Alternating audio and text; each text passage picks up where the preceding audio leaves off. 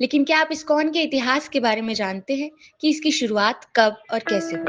कैसे इस्कॉन कुछ ही सालों में दुनिया की कुछ सबसे बड़ी धार्मिक संस्थाओं में अपनी पहचान बना पाया? तो चलिए सबसे पहले समझते हैं। दुनिया भर में कृष्ण मूवमेंट का प्रसार करने वाले इस्कॉन ग्रुप को भारतीय संत श्री स्वामी प्रभुपाद जी ने साल 1966 में न्यूयॉर्क से शुरू किया।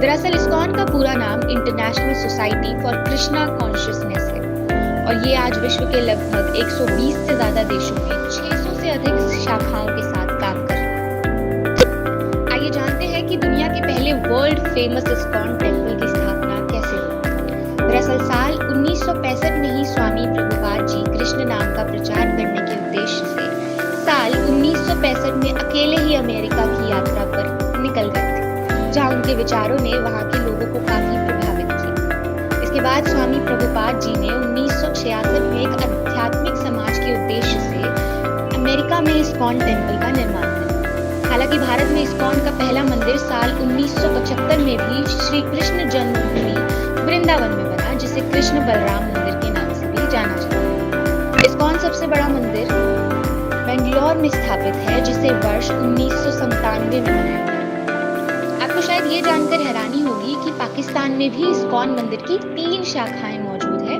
जो कि कराची, क्वेटा और सिंध में मौजूद है।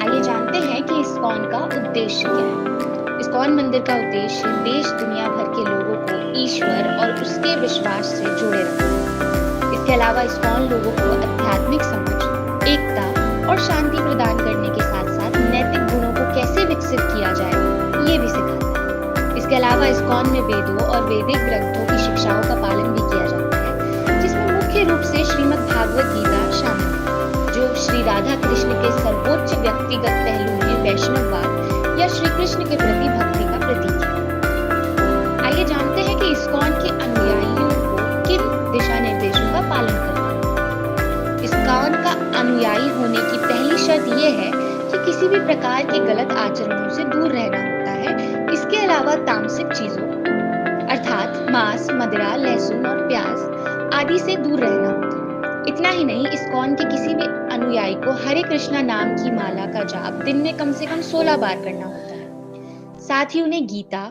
और भारतीय धर्म इतिहास से जुड़े शास्त्रों का भी अध्ययन करना होता है।